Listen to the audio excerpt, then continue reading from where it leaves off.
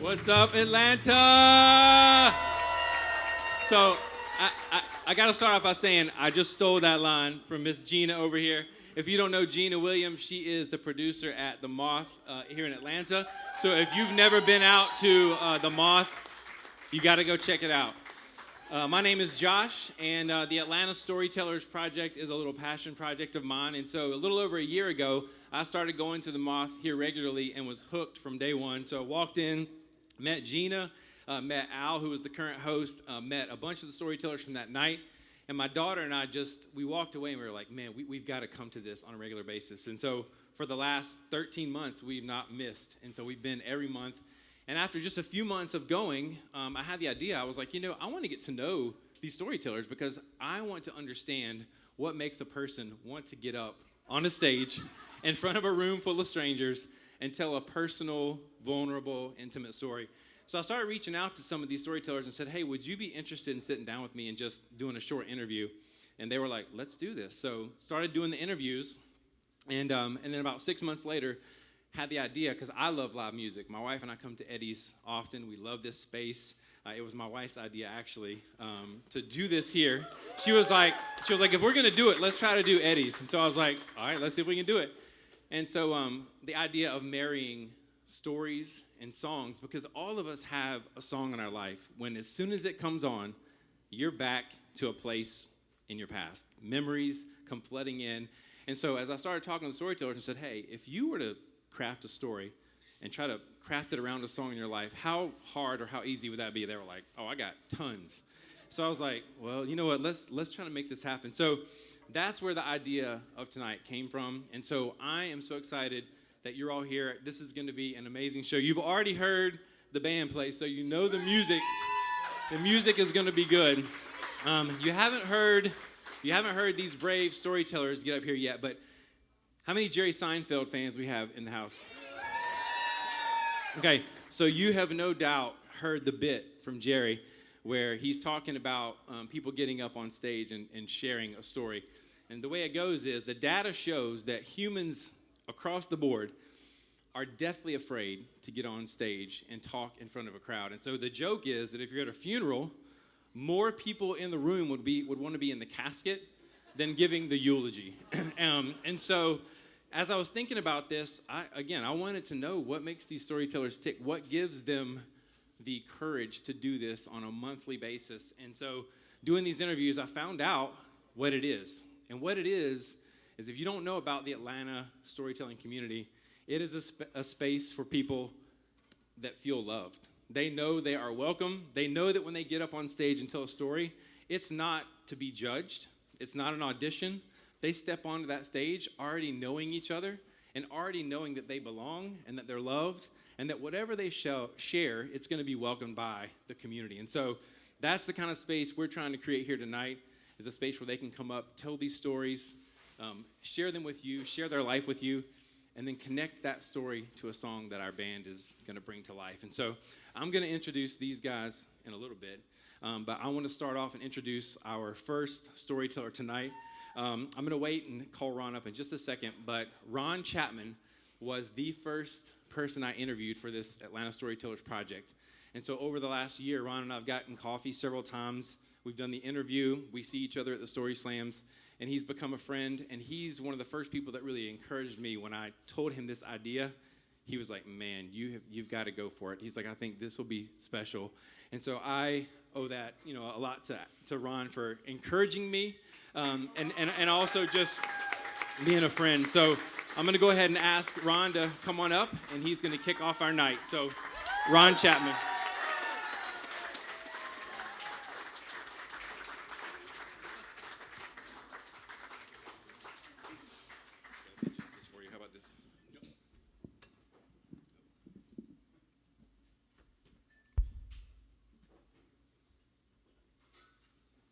It's a dark church basement. The mirror ball is revolving with all those sparkles as the band begins to play Crimson and Clover. It's 1971. I'm 15 years old, and I am glued to the wall because I am terrified. not of social activity. I'm terrified that this is a dance. I'm terrified because I think I ought to ask Debbie to dance with me. I have never asked a woman to dance with me, and certainly not a slow dance, which is what Crimson and Clover is. I literally am petrified, and I'm ashamed because I don't have enough courage. I play football in Oklahoma, and I'm stuck to the wall. And I am aching. I have been captivated by Debbie for as long as I can remember. She's vivacious, she's beautiful, she's curvy, and everything in my adolescent body is screaming to dance with this girl. I think my friend next to me realizes that I am being tortured. He grabs me by the arm and he throws me out toward her. And against my will and against my good sense, I ask Debbie if she will dance with me. And much to my surprise, she says yes. She throws her arms around my neck, crushes her body against mine, and begins to move with me. And I am raptured. I don't remember that part at all.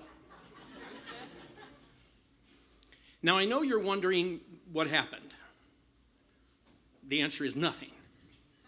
Nothing happened because this was 1971 Southern Oklahoma, and her dad had firearms. And if I showed up at her house, he was going to say, son, I do want to make sure you understand to mind your P's and Q's because I know where you live, son. Nothing happened. There's a piece of lyrics in there, though. I don't hardly know her, but I think I could love her. And as a hormone-riddled 15-year-old, I'm like, yeah, that's it, dude. It was foreshadowing for me. You see, deep within me was a tremendous amount of shame and guilt, my childhood trauma. I didn't know that at the time. I also didn't know that one of the things I would have to do to cope with that would be alcohol. I became alcoholic. I married, and the combination of alcoholism and the fact that I was very challenged with intimacy and that alcohol was the only thing that allowed me to be intimate resulted in a divorce.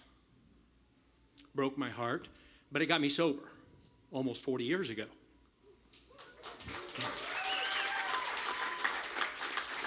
It's a miracle, Crimson and Clover, right?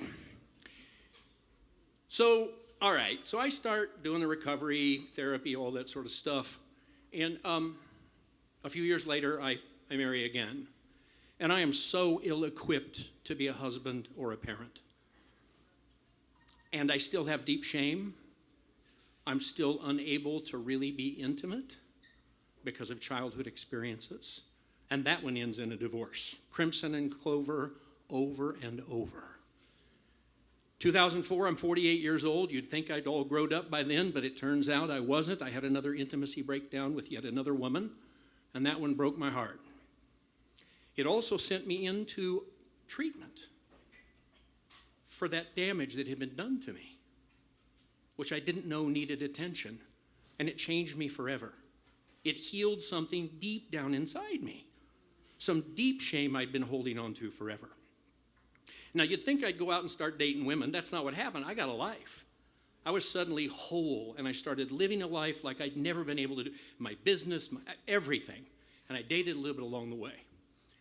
And it was and has continued to be an admirable life, built on all of that, all the way back to 15 years old, and I didn't know it. A little while ago, I started dating a woman.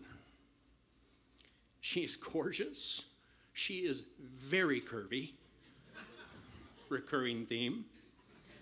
She's vivacious. And on one of our very first dates, it wasn't Crimson and Clover, it was smooth jazz. And she threw her arms around my neck, and she squeezed those curves into my body, and she began to move with the music. And I don't know that I know her, but I think I can love her. Crimson and Clover has been playing over and over again, but it's different now.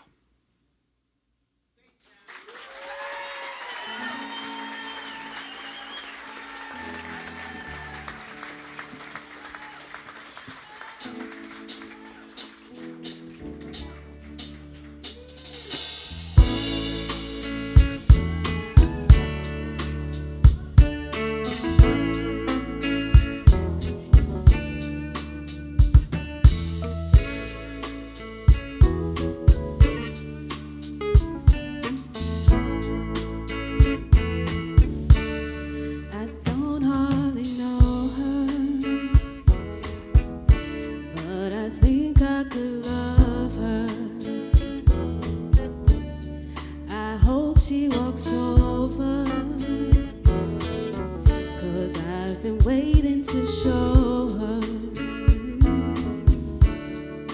crimson and clover over and over.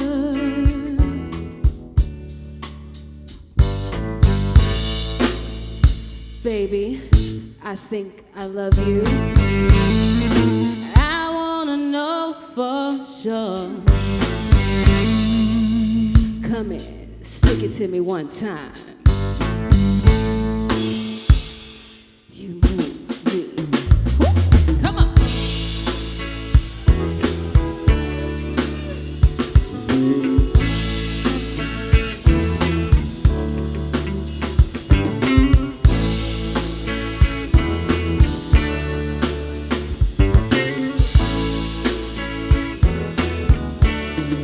She's such a sweet thing, makes me want to sing.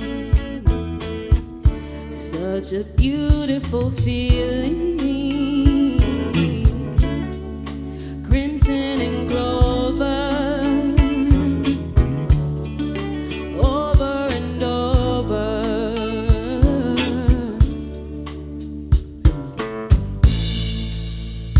Baby, I know I love you. I wanna know for sure. Ooh, come and stick it to me one time. You move me, yeah.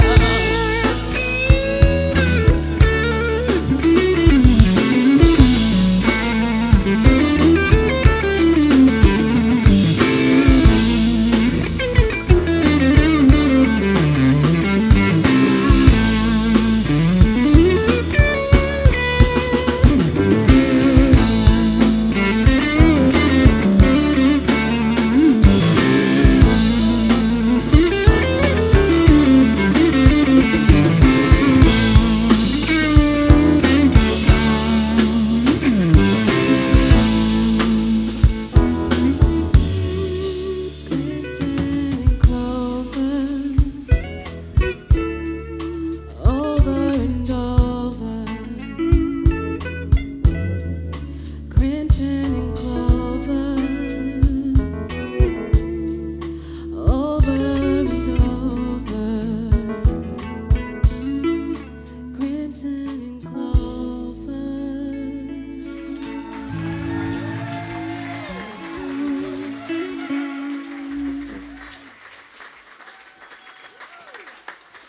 All right, man, that was a strong start. Very strong start. Thank you, Ron. All right, so I'm going to go ahead and take a minute to introduce these guys. This is the Tabernacle Collective, and kind of a funny story how I found these guys, because it was on Instagram, actually. I started following Miles, this guitar player, this fantastic guitar player over here, and so when the idea for this kind of started coming together, I was like, man, the music, that is like the crucial, I mean, the stories obviously are the cake, but like the songs are the icing. You got to have the music, right? And so I reached out to Miles and I was like, hey, here's the idea. Do you have a band that you play with regularly? Do you have some people that you can maybe bring in to do this? And what kind of music do you play? And so I am, my taste in music is very much on the R&B side, and so I kind of tend to those bands anyway. And so immediately I was like, all right, can we do this? And he's like, what songs are you talking about? And I was like, well, I need to talk to the Storytellers because I don't even know yet, but let me get back to you. So long story short, these guys are willing to do it. They are fantastic. So you've already met Miles on the electric. This is Jordan on the bass. Arsenio is back here on the drums. We got Manny on the keys. And then Ashley is bringing it all together with the vocals. So, yes, give it up. Thank you, guys. I mean, for real, it's awesome. So, all right, so next up, we got Cheddar Galloway. And so before Cheddar comes up, it's kind of funny how this has worked out. I did not plan this, but the order of the interviews I did with the Atlanta Storytellers thus far, Ron was first, Cheddar was actually second. tonight, I wasn't trying to do the same order. I was literally trying to be diplomatic and just put this together. So I just did alphabetical order by last name. And just so happened that like almost the whole set tonight is the order that we recorded in. So Cheddar was the second person that was brave enough to come and sit with me and talk and interview. And from the moment I met Cheddar, again, my daughter and I were at one of the first Story Slams. He told a story. It was one of our favorites of the night. Has been. We still talk about it. And he's such a kind guy. Every time you meet him, he's got a huge smile. He's a very gifted storyteller, and so I'm excited for you to hear from Cheddar Galloway tonight. So come on up, Cheddar.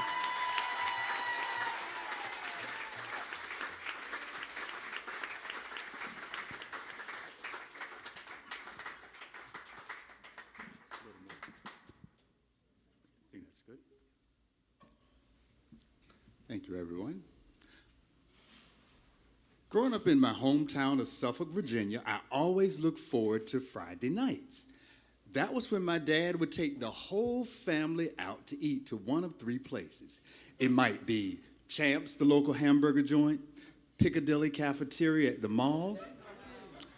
But if we were fortunate, we'd go to my favorite place, Moe's Berth Chicken and Barbecue.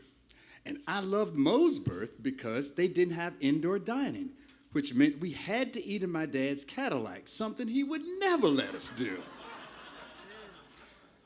So we get to Moe's Berth, we tell our dad what we wanted. He'd go inside, place the orders, and come back with these 2 big sacks full of boxes of food. He'd pass them out to me and my sisters in the back seat, and when you opened up that box, that smell. You could get full just from the smell of the food, and everything was just fine. Fast forward to 2020. I reached a major milestone in life. I turned the big 5-0. Thank you. And when you hit the half-century mark, agree with me or not, you pretty much have more years behind you than you do in front of you. And with that comes a different mindset. And my mind was set on celebrating this grand occasion in the Aloha State, Hawaii. Well, I even had a code name for my birthday plans, Operation Hawaii 5-0. And astrologically, things couldn't have lined up better. I was born on a Wednesday, 2020 started on a Wednesday, and my birthday was Wednesday, September 16th. Any other Virgos in the house? Same day as B.B. King, by the way, I'm just saying. Now, of course, we know what happened in 2020, something called COVID-19. So all of my plans to get a suntan on Waikiki Beach, went down the drain. But being the anal retentive Virgo that I am, there's always a backup plan. And that was to take a trip down memory lane to my hometown of Suffolk, Virginia, to see, the things that had changed and maybe the things that were the same.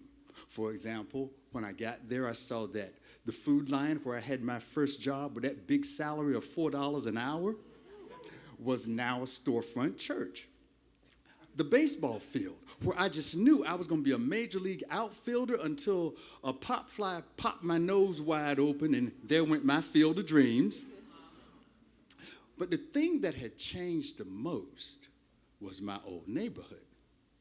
Because as I was driving down Nansemond Parkway, where my childhood home was located, I was noticing all these pop-up cookie-cutter cul-de-sacs. And over the years, people had been living in Suffolk because the land was cheap and working in other places in Hampton Roads, Norfolk, Portsmouth, Virginia Beach. Now, online, I had seen that my old house was for sale, and I had toyed with the idea of maybe buying it back and getting it back in the family.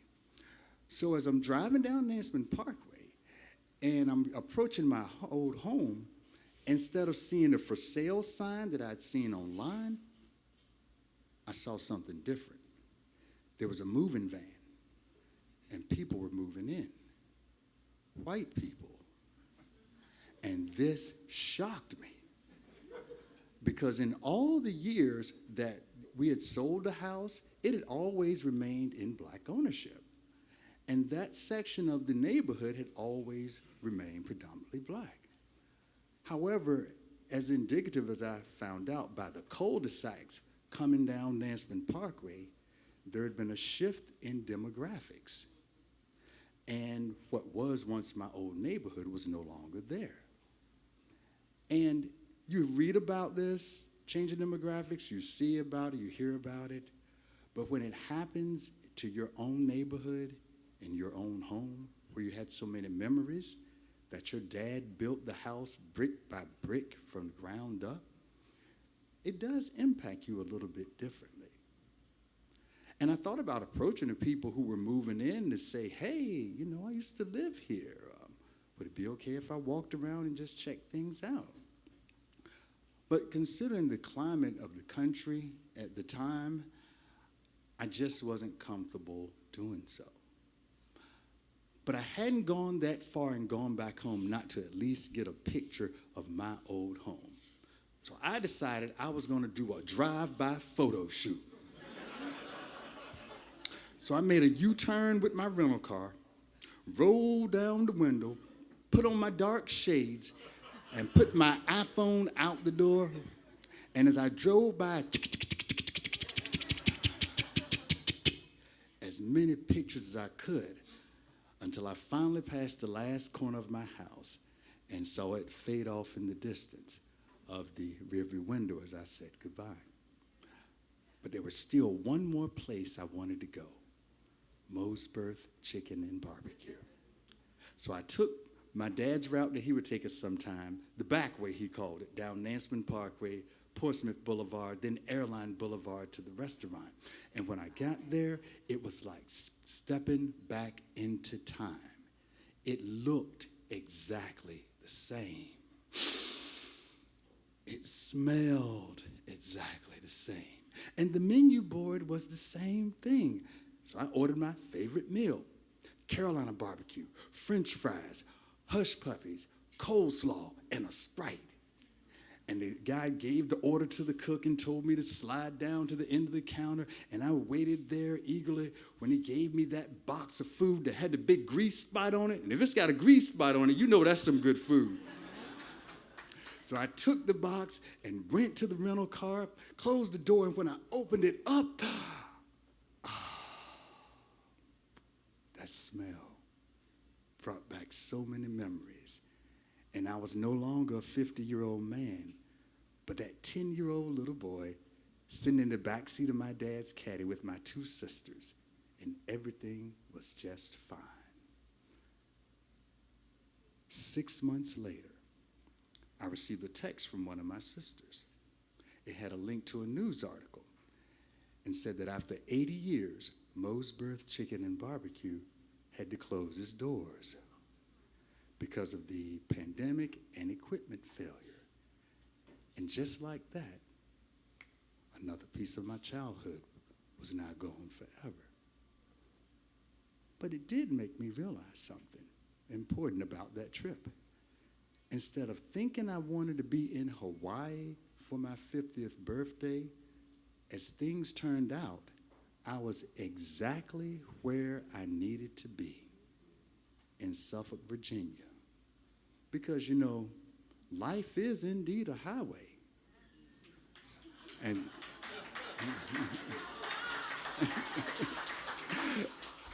And that highway will circle back and take you home. In my case, to Suffolk, Virginia, for a trip down memory lane, a taste of reality and demographics, and so that I could have one final visit to Mosberth Chicken and Barbecue for my last supper. Thank you.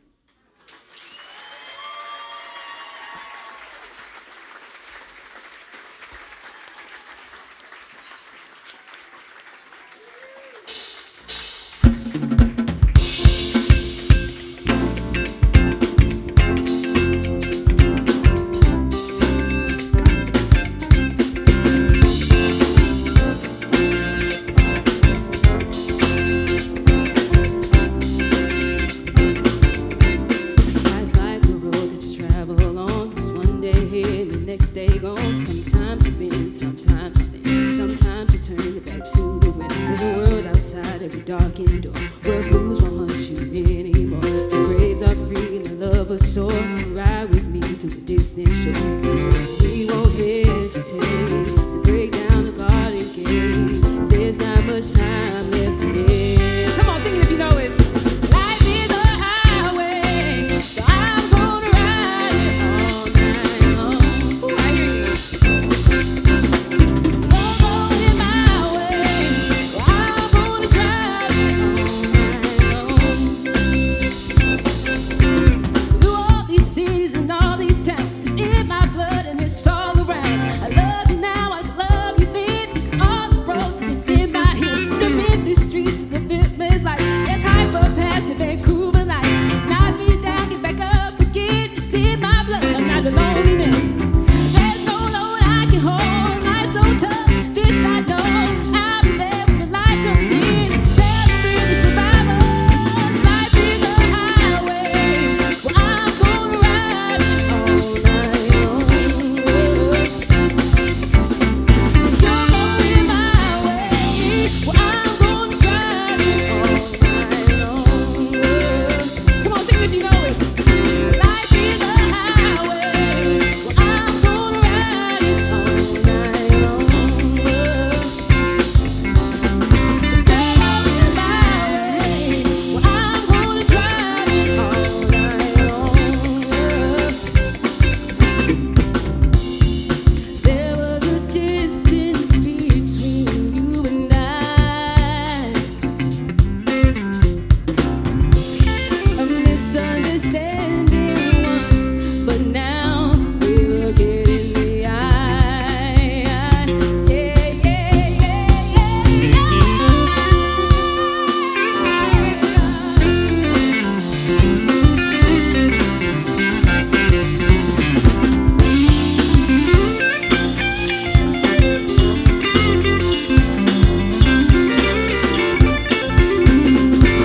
There's no load I can hold. Life's so rough, this I know. I'll be there when the light comes in. Tell them we're the survivors. Everybody sing it. Life is a highway, so I'm gonna ride it. Woo! Okay, let's go. If you're going my way, well, I'm gonna drive it. Everybody over here. Well, I'm gonna ride it. Yeah. Ooh, you're going my way. Well, I'm gonna drive it. Come on, give it to me. Come on, give me one more time. Life is a highway. Well, I'm gonna ride it. Oh, y'all sound so great. If you're going my way, well, I'm gonna drive it. Gimme, come on, gimme.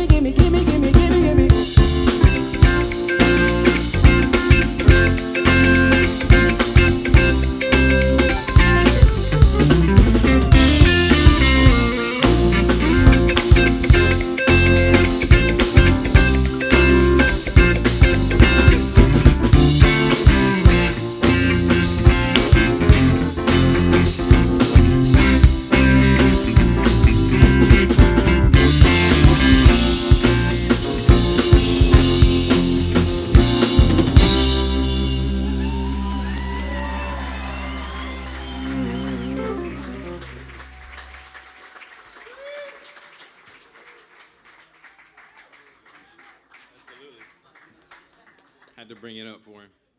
All right, so man, that's 2 down. Two good ones. We got 4 more. So let's give it up again for Cheddar.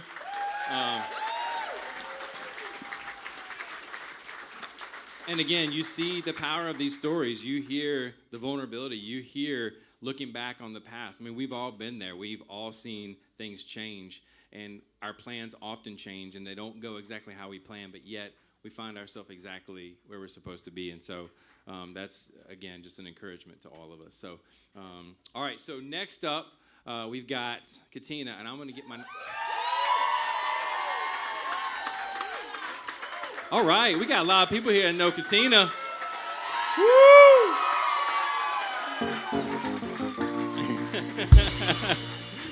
All right, I had to get my notes out for this one because I wanted to say, so Katina, another person obviously I met at the Moth, just was so gracious to invite me into her home to do the interview, because part of doing the interview, we were trying to find like a neutral location where we could all meet up and do these, but found out pretty quickly it's hard to find neutral, affordable locations to record. So the first two were at my house, and then Katina was like, you know what, if you're willing to come to Decatur, let's do this one at mine. So came to her house, filmed her interview, learned a lot about her. And one of the things I learned is that Katina has a thing that she does is called Atlanta Bushwick Book Club. And so if you are not familiar with Atlanta Bushwick Book Club, look it up, because it is Atlanta-based, obviously, and it's literature-inspired performance series. And they're all they're artistic events, but they're all inspired by a book. So they'll pick a book, and then they will have artists come in, whether it's spoken word or music or whatever it is. They'll come in and they will perform or share their art, whatever it is, based on that book that they've all read. And so it's really cool. So if you want to follow that, check out Atlanta Bushwick Book Club. And then also, while we're talking about following, if you look on your table, there's a bunch of cards I spread out. That is the Atlanta Storytellers Instagram website. If you want to go and listen to any of these interviews with any of the people that are on stage tonight and just hear kind of, again, their story of how they got to where they are, go check it out and give us a follow. And then hopefully we'll be doing some more of these kind of events so you can find out when those are going to be as well. So, all right, without further ado, Katina, come on up.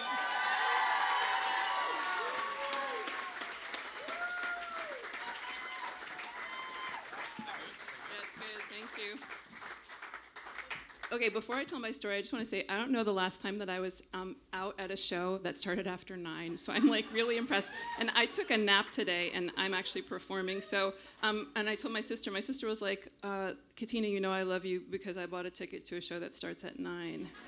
So I think that this room then is full of people who are either young, insomniacs, or you love something about tonight. So I think we should give it up for y'all.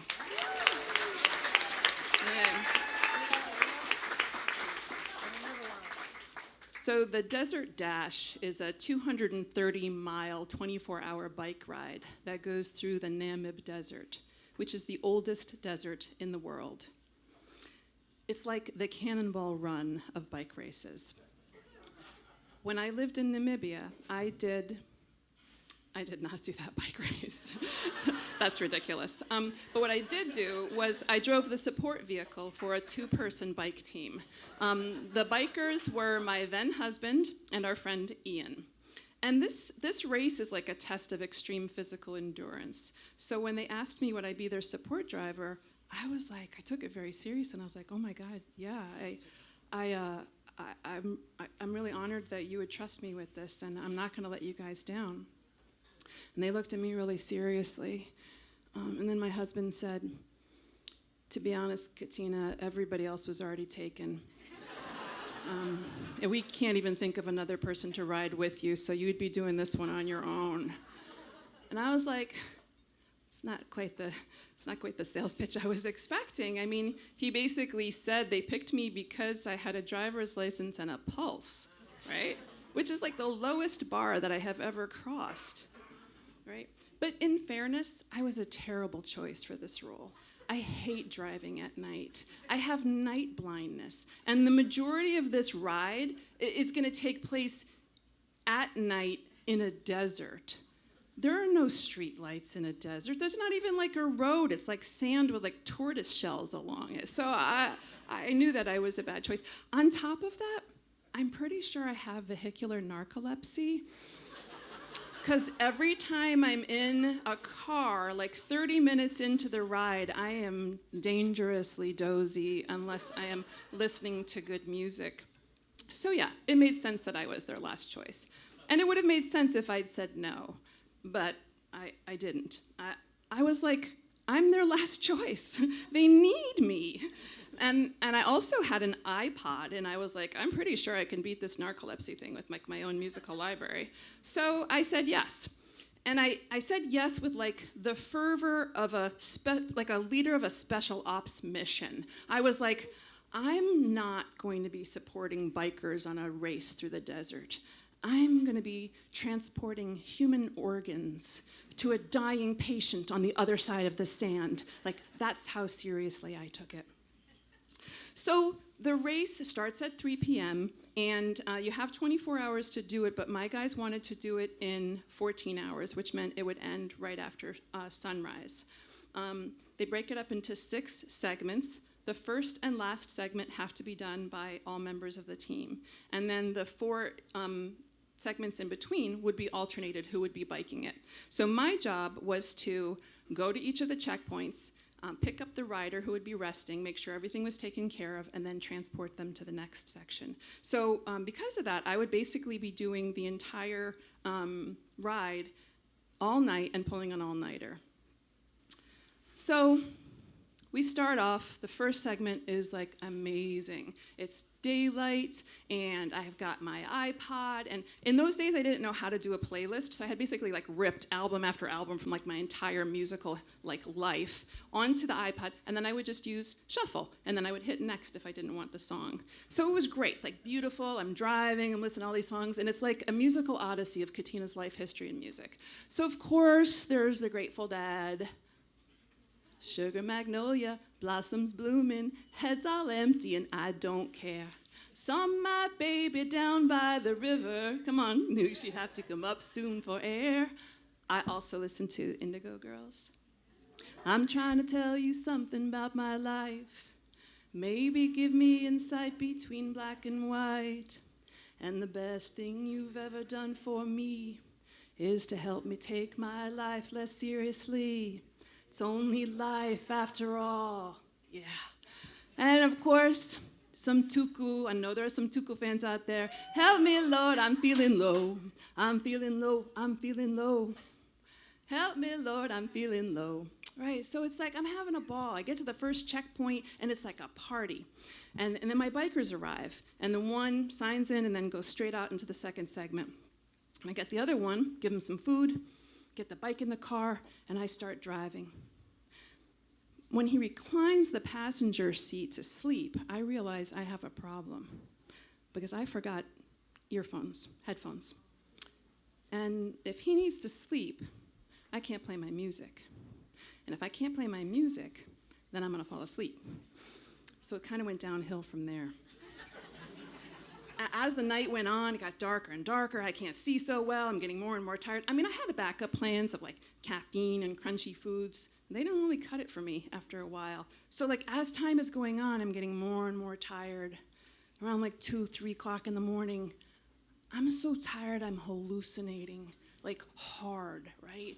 So I see these like rogue carousel ponies like riding like Mary Poppins in the desert. It's like, have the jolly holiday with Mary. And I was like, oh, it's so fucking weird. And I was like,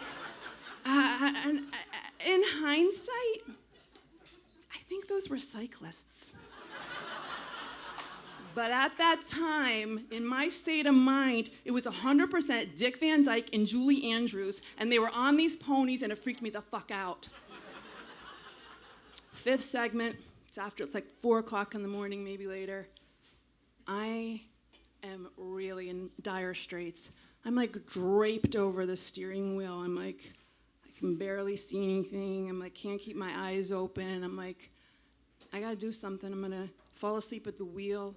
I'm gonna crash into a cactus or get lost in the desert. So I'm like, I'm gonna turn on this iPod. I'm gonna do it really quietly. And I don't know if it's that I used up all the good songs in the first segment, but like everything is like a B track. I'm like, next, I'm hitting next. I'm like, I just need a song to wake me up. I'm like, next, next, next. And then I hear this.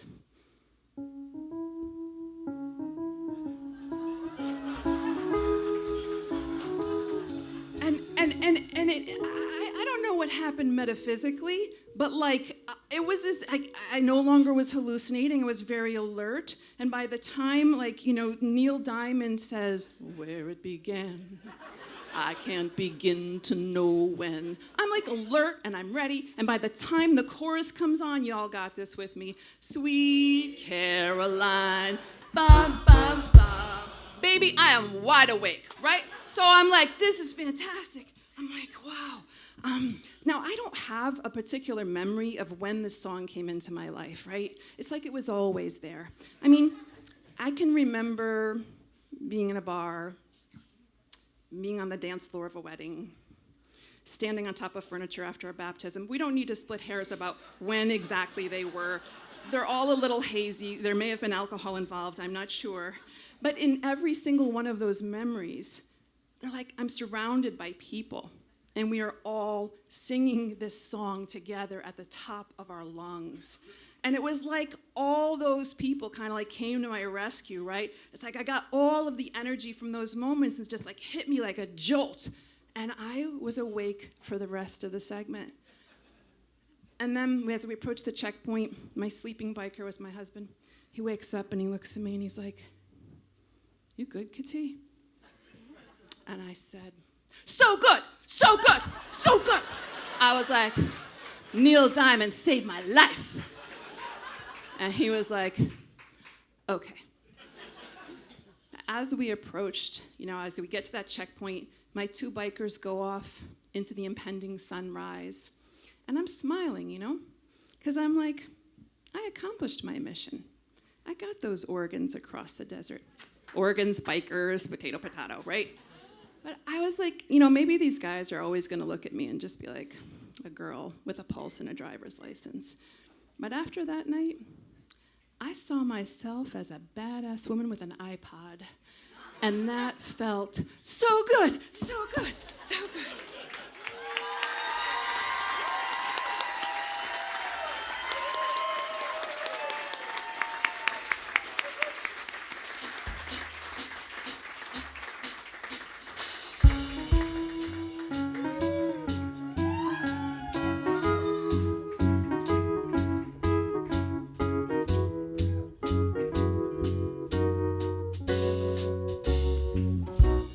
Where it began, I can't begin to know it, but I believe it's growing strong. Was in the spring, and spring became summer. Who'd have believed you'd come along?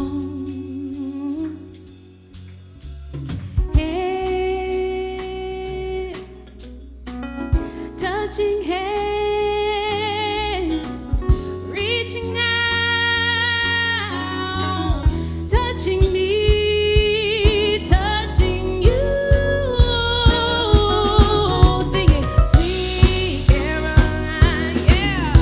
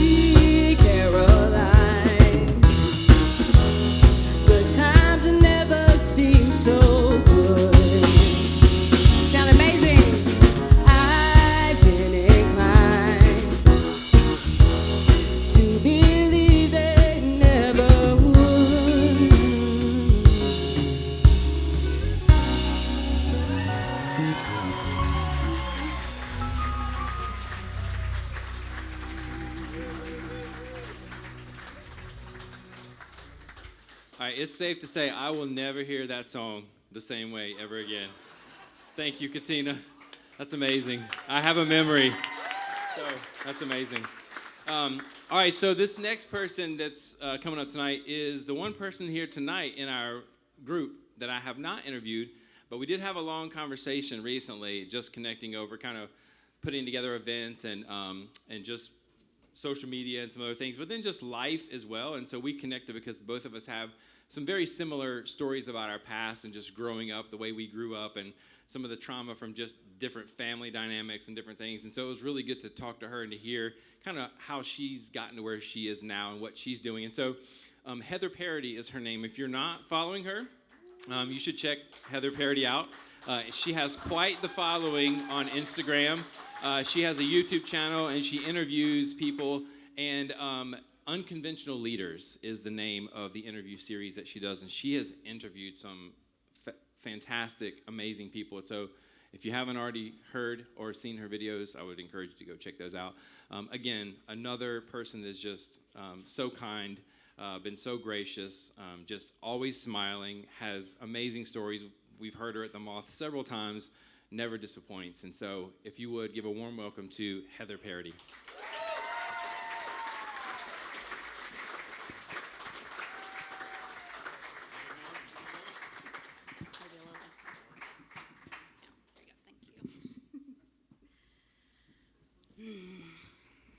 As I put the quarter in the vending machine, the sound of crashing metal filled the air, and I did not have to turn around.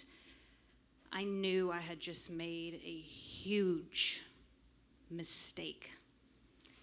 I had just given my little sister the keys to my 1999 white Dodge Neon. I was 16 and I had just gotten my license and my car and lived in this little small town in Arkansas where you couldn't get away with much because everybody knew everybody, which wasn't a big deal for me because I was one of those straight and narrow kind of kids. I was involved in my youth group. I tried to be a good friend, and I really tried to be a good influence on my little sister. Ashley. Ashley was 14. She's different than me. She liked to just skirt the edge of everything just to see how far she could get. And to make it worse, she was so cute and lovable, and everybody just loved cute little old Ashley. Like, we used to get spankings. Now, for any of the young kids in the back, a spanking is when your parents would beat your ass. And back then, it wasn't abuse. This was good parenting. So this one time, my daddy had me over his lap, and he was just beating the hell out of me with his belt. And I'm crying, and my mom's sitting there with her arms crossed. This hurts us more than it hurts you.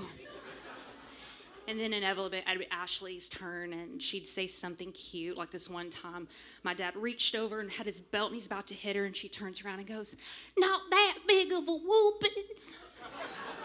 My parents were laughing so hard that they actually forgot to spank her. To this day, they still talk about how cute it was, and to this day, at almost 40 years old, I am pissed that she did not get spanked. But that was Ashley. And even though I was the oldest sister, I felt like she didn't need me. Until this summer. I was 16 and I had the keys to a car, and we could go anywhere. Walmart for no reason. Cruising, just driving up and down the road for no reason. But this one summer day, it was so hot and we were so bored. I just remember looking over at Ashley and being like, "You want some cake?" She said, "Yeah." Now, I only had about $3 in my wallet, but that was just enough to go down to the grocery store, Harvest Foods, and get a cake mix. So we jump in my white 1999 Dodge Neon, speed down the road. Just a small town girl, living in a lonely world. We parked our car. Today was good. Go inside, get our cake mix, come out. And I saw a soda machine. We called it Coke back then. and I had just enough money to get her a Coke and me a Coke. But I stopped, and I looked at Ashley, and I said, hey, I'm going to get us a Coke. Why don't you pull the car around while I get that? See, my dad had just started giving her driving lessons, and she was wanting to get her permit at 14, and I wanted to give her an opportunity. But right when I handed her the keys, I felt in my gut, you shouldn't have done that. So I turned around to the Coke machine. I put the quarter in, one soda drop. I put the other quarter in, and before that soda drop, bang! I turn around, and I see my white Dodge Neon speeding through the parking lot, and my little sister with her hands waving in the air off the steering wheel, and I hear, don't stop believing. There's a car smashed in the parking lot, and I just start running, step on the brake, step on the brake, step on the brake, and thank God she did. Right before she went into oncoming traffic, the car stopped in the grass, and I run over to the car, and to this day, I will never understand why I did what I did next. I look at her and I say, get over. She jumps in the passenger seat. I jump in the driver's seat, and I step on that gas and get the hell out of there. She was bawling, and I was freaked out. I'm a criminal. We get back to the house, assess the damage, and there was a big old dent, but it was not near as bad as the car that we had just left. Do we tell my parents? Do we call the police? What do we do? And this is the worst part. In Arkansas, they had just passed a law that if you get any kind of traffic ticket before the age of 16, you cannot drive until you're 18. So if we turned ourselves in, not only am I going to get fined, I don't have no money, she will never get to drive again. So we decide to do nothing. We turned on MTV. And I figured if my parents said anything, I'd just tell them I hit a tree. The day passed. Then the next day, I want some cake. That cake's still in the car. We get in the car, get the cake out, but guess what? We had forgotten the frosting. You can't eat cake without frosting. So surely enough time had passed where we could go back to Harvest Foods and get the frosting. We're standing there in the cake aisle, and I hear it. I know who you are. I know who you are. I turn around, and there's this elderly woman with her fingers shaking at me. And there was a young cashier, young dude who's about to pounce on me. I'm the manager of Harvest Foods, and you hit my car yesterday, and we have you on tape. So they take us back to the office, say that the police are going to get called, and I need to call my parents. So I call my dad. He talks to the manager, and he asked me what happened. And I looked at Ashley's eyes. She had fear in them. This was something even Ashley couldn't get out of. So I stuck out my chest, and I said, I did it. I hit the car, and I got scared, and I ran off. So my dad and I took Ashley back home, and we drove in silence to the police station. We sat in silence at the police station. And I was thinking to myself, my life cannot get any worse. I'm going to lose my license. I'm going to lose my car. My dad is so angry with me. It cannot get worse. And then the cop walked in. Y'all, this was the most gorgeous cop I have ever seen in my entire life. He was a mix of Freddie Prinze Jr. with Brad Pitt, and I was thinking, this isn't who I am. This is going to ruin my chances with him. I'm a youth group kid. I'm a good person, and I have to tell this hot guy I'm a criminal. But I told him the truth with my sister left out. It ended up not being so bad. The manager felt bad for us, didn't press charges, and my insurance went up. When my dad dropped me off at my sister's house, she ran up to me and hugged me, and she said, thanks for not telling. She did need me. Don't stop believing. Thank you.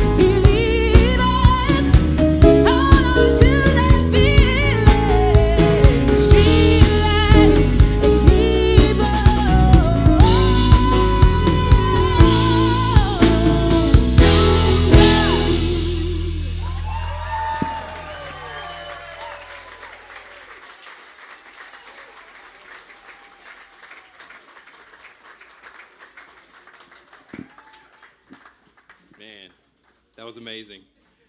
Heather, man, another great one. I love it. So good. I don't know, anybody else got any stories of breaking the law? Maybe you don't want to say out loud. I don't know. But anyway, so Heather, thank you so much. Next up, we've got Cola Rum. So Cola, that's Cola. Cola Rum is his stage name. So Cola started out doing spoken word, and he's a writer. He also does storytelling. Recently in a movie, I'm like, what can this guy not do? And I forgot to mention earlier, so both Katina and Cola have won Moth Grand Slams. So that's a huge thing. So so give it up for them on that. And so I interviewed Cola not that long ago at his house. And so when I was at the Moth one night, I had only ever heard Cola as Cola Rum, because when he comes up on stage to tell stories, that's what they call him up. So I did not know his real name, but then I overheard he and Al talking one night, and I heard the name Dylan Killian, and I'm like, Dylan Killian. So then when I'm interviewing Cola, I'm like, so Cola, tell me about how you got that name. And so he explained to me, Dylan Killian is my real name, but Cola Rum was my name that I came up with when I started doing spoken word. He's like, because if you're going to be on stage doing spoken word, you got to have a good name. And then so he said, talking to his friends, kind of figuring out what he was going to be called, his complexion is like cola, but he's got flavor like spiced rum. And so it was a great name. It stuck. And so now a lot of you probably know him as Cola Rum. And so he's going to come up and share what I am sure is going to be a fantastic story. So give it up for Cola Rum.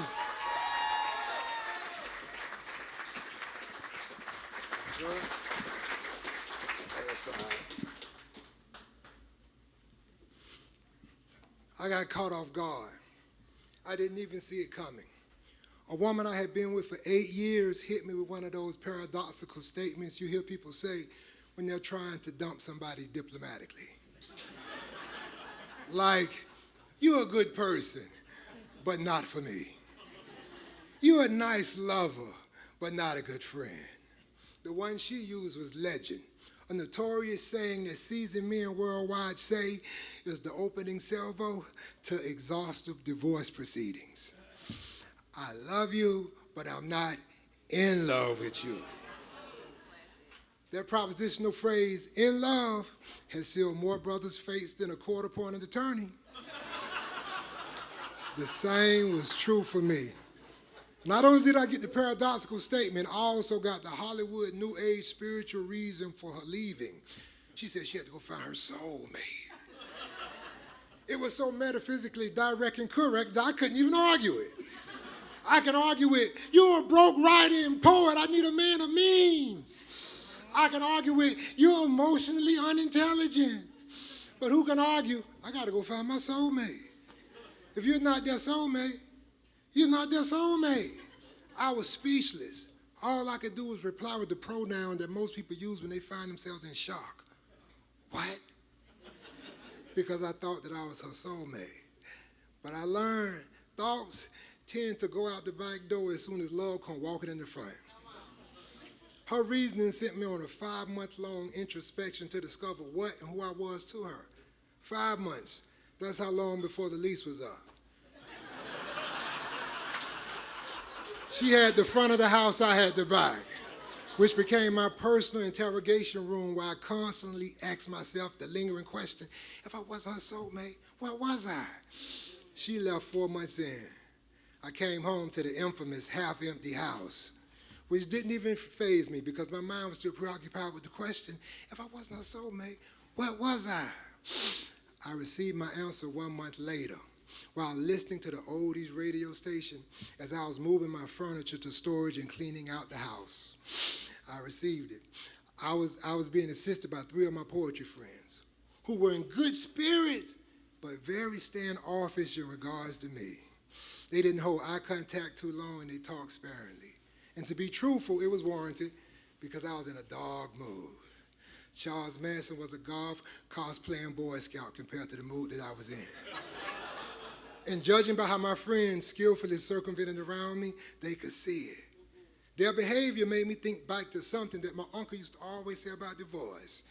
To hell with a hitman. The most dangerous motherfucker in the world is somebody going through a divorce. They'll kill you, themselves, and the damn dog. So I'm in this dark mood, carrying this box of shoes to the U-Haul truck when one of my favorite slow ballads came on the oldies radio station, Sideshow by Blue Magic. In my teens, this is one of my go-to songs to talk the young females out of their panties, along with the bottle of Andre Cold Duck. I knew everything about the song. It was part of the Philly soul sound of the 70s, produced by Norman Harris and the famous Mother, Father, Sister, Brother Orchestra, written by Vinnie Barrett, who used a circus sideshow exhibition as a metaphor to describe the casualties of romance. The hook goes, so let the sideshow begin. Hurry, hurry, step right on in. Can't afford to pass it by. It's guaranteed to make you cry. It was truly a heartfelt classic in my musical repertoire. But as I listened to that song pour out that radio while vacating the house after being dumped, that heartfelt classic had a different feel to it. It still sounded good, but the good had been amplified by 100.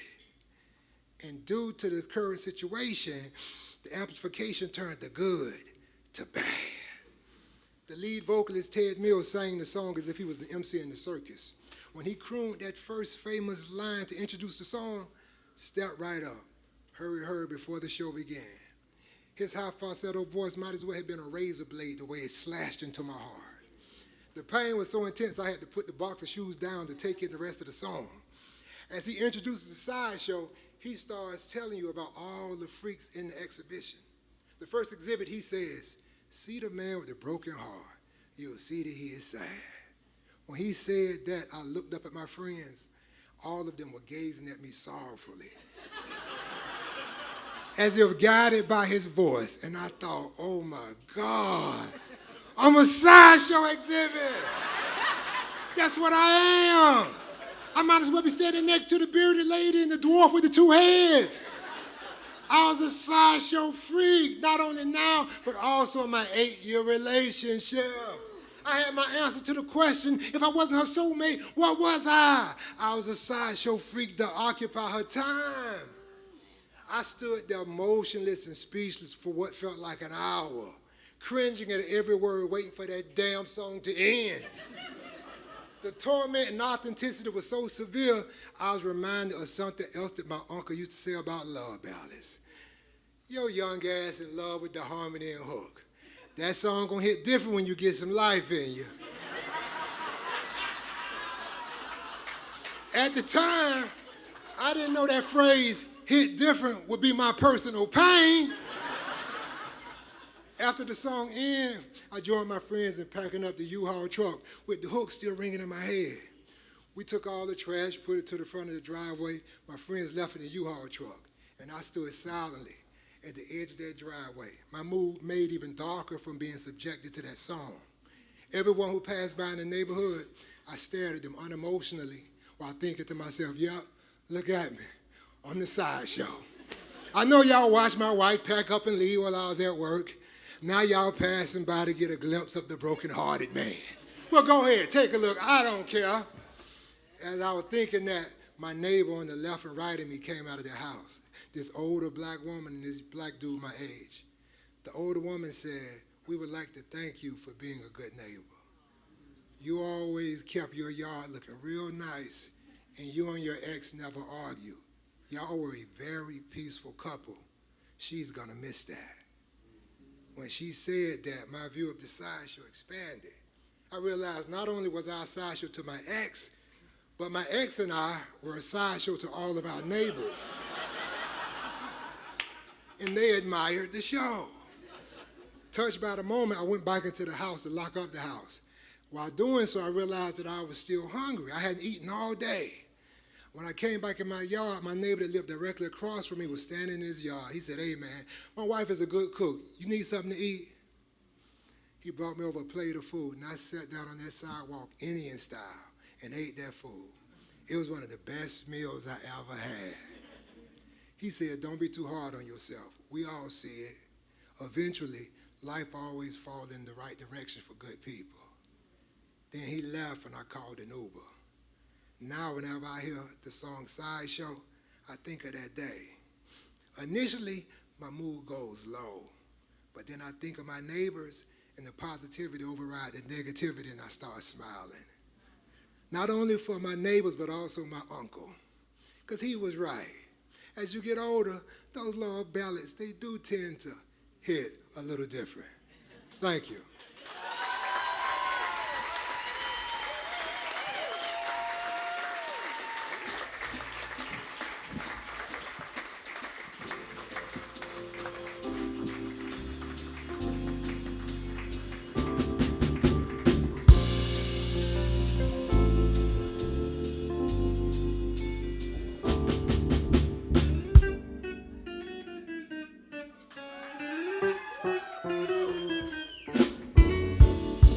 Step right up, hurry, hurry, before the show begins. My friends, stand in line, get your tickets. I hope you will attend. It'll only cost you 50 cents to see what life has done to those like you and me. See the man with the broken heart, you'll see that he is sad. Where'd he go? He hurts so bad. See the girl who is lost, the only love she'll ever have. There's got to be no sadder show to see.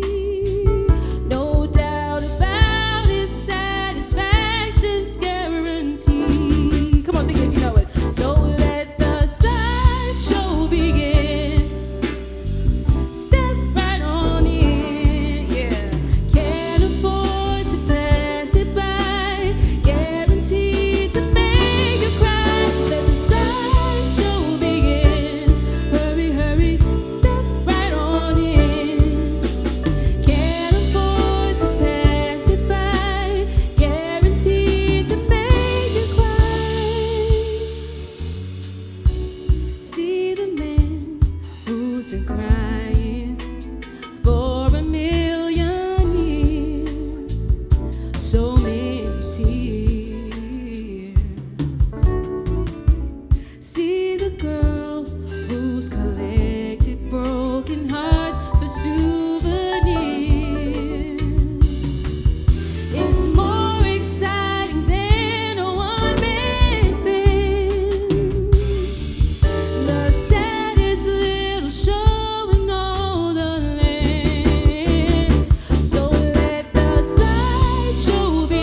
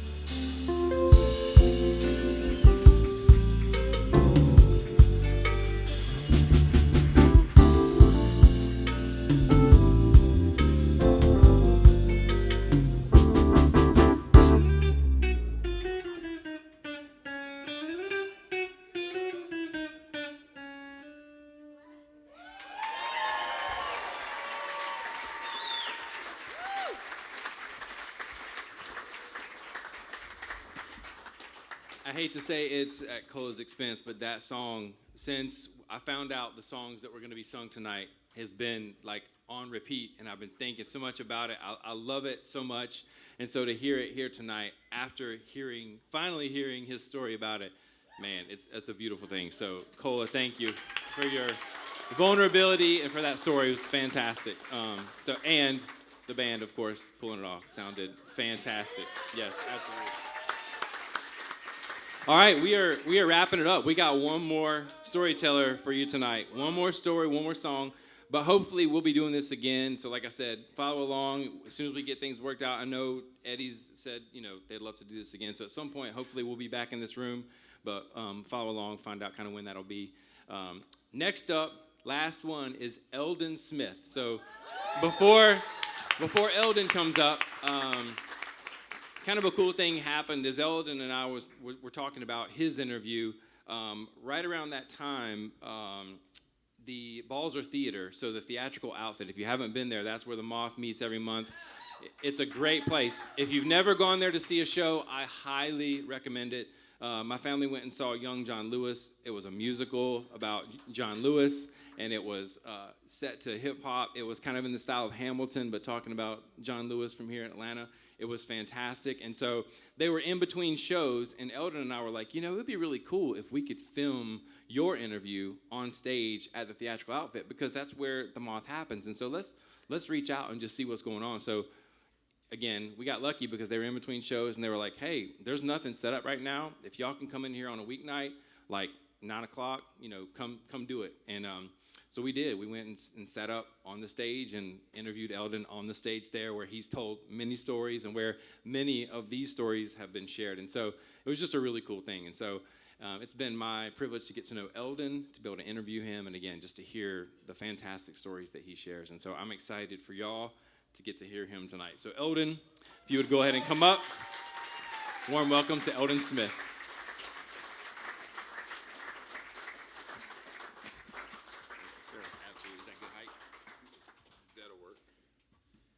God, I wish I had neighbors.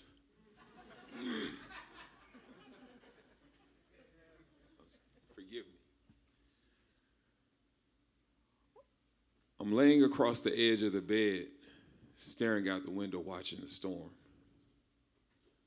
My newborn baby is nestled into my chest in a little ball. My girl is sitting at the foot of the bed, about to fold some clothes. And although we're in the same room, it feels worlds apart. See, I call her my girl, but we haven't been together. She actually got pregnant as we were falling apart. And if it wasn't for my son, I wouldn't be here right now. As I'm watching the rain fall down the window, my phone begins to blast Lil Wayne's I'm Me. A tune in where he highlights his belief that there's no one like him. As he declares through my phone, ain't nobody fucking with me, man. I pick up the phone to tell my brother that I'm with the fam. I'll call him back. As I put down the phone and I fall back into the storm, I shift my son, his breath's rising and falling with mine. My girl throws a shirt in the basket, and then she says, "What's my ringtone?" I told her to call my phone. The opening chords of How to Love began to hum. Those guitar strings and the overcast of that storm, it set the emotional palette. I'm watching her. I can tell she feels something, but I don't know what.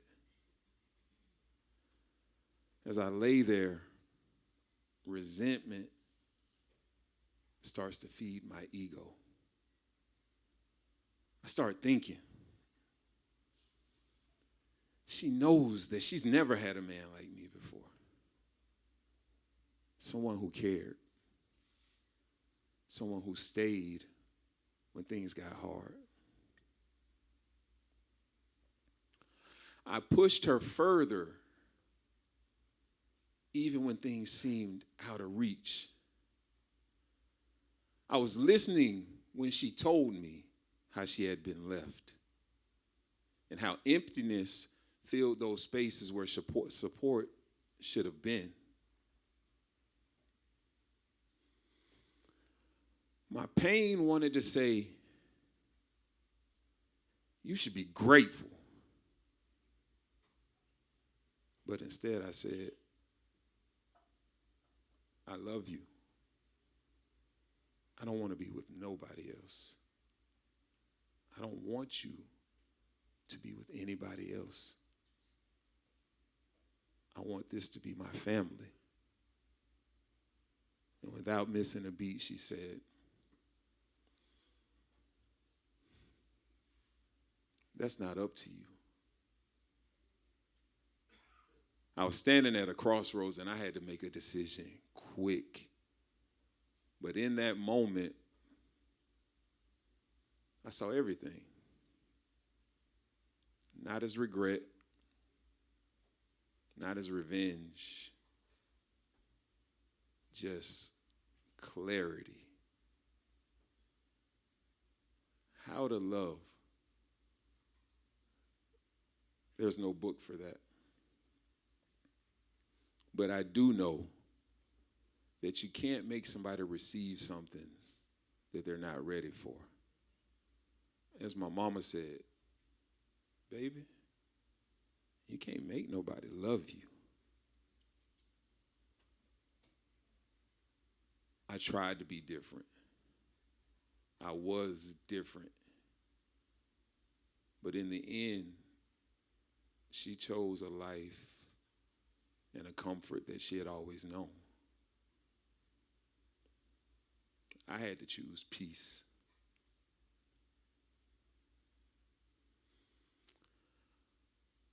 Love, real love, it isn't just about staying when things get hard. It's also about knowing when it's time to go. That's how to love, even when it hurts.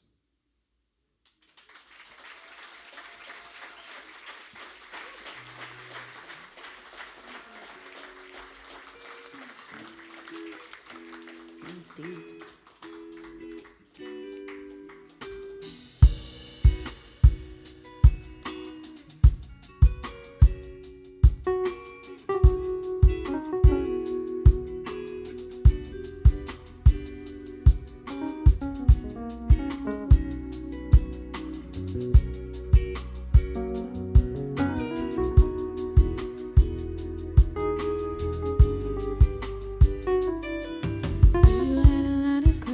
Steal your heart, never really had love, couldn't never figure out how to love,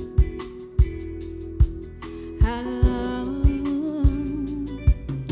You had a lot of moments that didn't last forever. Now you in this corner trying to put it together. How to love, how to love. For a second you was here, now you over there. It's hard not to stare. The way you're moving your body like you never had love, never had love. When you was just a youngin', your looks were so precious. And now you're getting older and flying, such a blessing. But you can't have a man look at you 5 seconds without you being insecure. You never credit yourself, and when you got older, it seems like you came back 10 times over. And you're sitting here in this damn corner, looking over your thoughts and looking over your shoulders. You had a lot of crooks try to steal your heart, never really had love, couldn't never figure out how to love, how to love.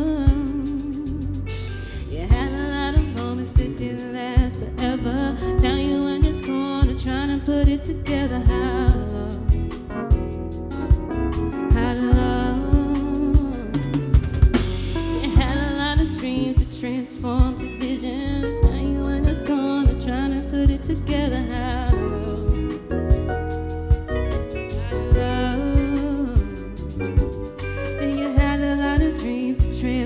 to visions. The fact you saw the world affected all your decisions. Now you're sitting here in this damn corner, looking over your thoughts, then looking over your shoulder. But I admire your bottle poppers and dipping just as much as you like bartenders and stripping, baby. But don't get mad, nobody else tripping. You see a lot of crooks and the crooks still crooking, but you had a lot of crooks try to steal your heart. Never really had luck, couldn't ever figure out how to love. How to love. You had a lot of moments that didn't last forever. Now you're in this corner trying to put it together. How to love. You had a lot of crooks try to steal your heart. Never really had luck, couldn't ever figure out how to love. How to love. You had a lot of moments that didn't last forever. Now you in this corner trying to put it together. How to love. How to love. I just want you to know that you deserve the best. You're beautiful. You're beautiful.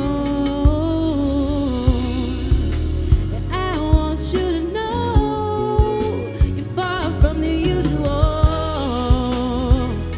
You're far from the usual. You had a lot of crooks try to steal your heart. Never really had luck, couldn't ever figure out how to love. How to love.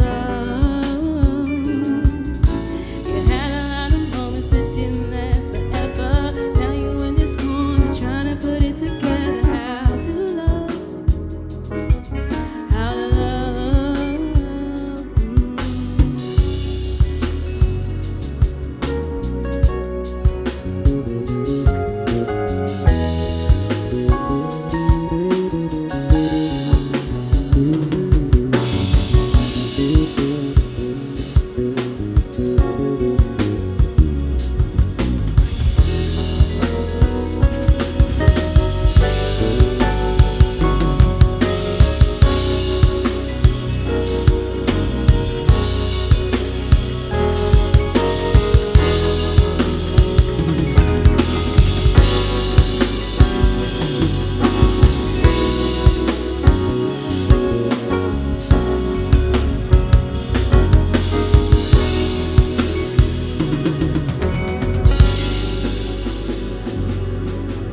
Had a lot of crooks try to steal your heart.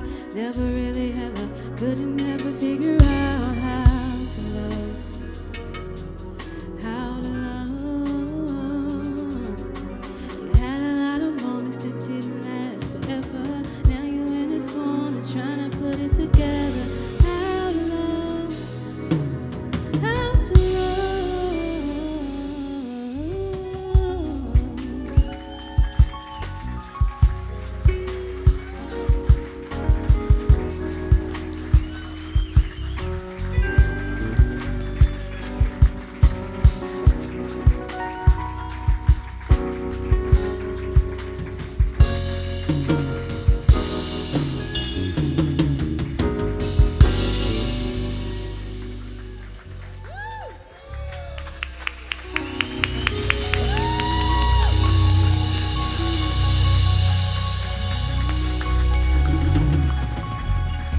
Right.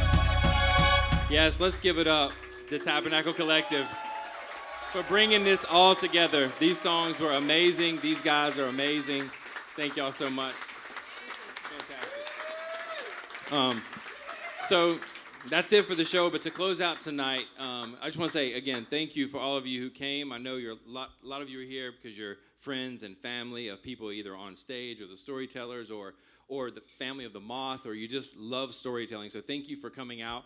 We appreciate that. And to close out, it's kind of funny. I think Cheddar said it in his story. We tend to kind of come full circle in life. And even in this show tonight, started off talking about how all these storytellers can get on stage and share these vulnerable stories, again, because they know they are loved. They have found a place where they can get on stage on a regular basis and know that they're in this together, their family. And so I think that's a really beautiful thing about this kind of situation, this kind of setting, is that they can do that and know that they are loved. And so for me, as I think back to when I was a kid, I grew up listening to a lot of Motown, a lot of R&B, a lot of beach music. Now, when I say beach music, some of you might think about like California, Beach Boys. No, that's not beach music to me. I grew up in North Carolina, so beach music to me was the Four Tops and the Tams and the Temptations and the Ink Spots and all these groups that just, to me, that was it. And so there's a song that I used to listen to a lot as a kid. My dad would play it a lot in the car, and I'm sure you've heard it, and I have actually asked him to play it as you leave out tonight, so you'll be able to hear it as you go if you haven't heard it before. But the song is by the Drifters, and it's a song called Up on the Roof. And that song starts off, and the first line is, when this old world starts getting you down, and the people are just too much for you to take, you can climb way up to the top of the stairs, and in that place you can get away. You can find your space to breathe, to be just away from all the noise and the hustle and bustle of life. And so it's funny because I didn't think about this until just a couple of days ago, thinking about this setting and being here in Eddie's attic. We're not quite on the roof, but we got pretty close. And thinking about what this event has meant to me, it has meant being together in a space where we can hear stories and be reminded when we need to pull back, when we need a moment to be quiet and to be just together. There are these safe spaces when we can do that, and that's what we want to create. And so for years, that song to me was about pulling away and isolating and being alone. And then not long ago, I was listening to it again, and it just dawned on me. The song ends with him saying, when this old world starts getting you down and people are just too much for you to take, there's this place that you can join me because there's room enough for two up on the roof. And so it comes full circle, again for me, of like, rather than just when I'm down or having a hard time pulling away, now I have those places where I can say, all right, who are the people that will go with me and spend that time and just breathe and be and know that they're loved. And so I hope that tonight that was the case for you. I hope you enjoyed this. I hope it was a break from just the busyness of life to hear these wonderful stories and to hear this wonderful music. I hope that it was that for you. So thank you again, all the storytellers. Thank you so much for sharing. Appreciate it. Round of applause for them. And then for the band, thank y'all so much. We appreciate it. That's it for tonight. So we will see you guys hopefully next time. So they're going to keep on playing for a minute, but then as you go out, if you haven't heard Up on the Roof, listen to it. All right. Take care. Thank y'all.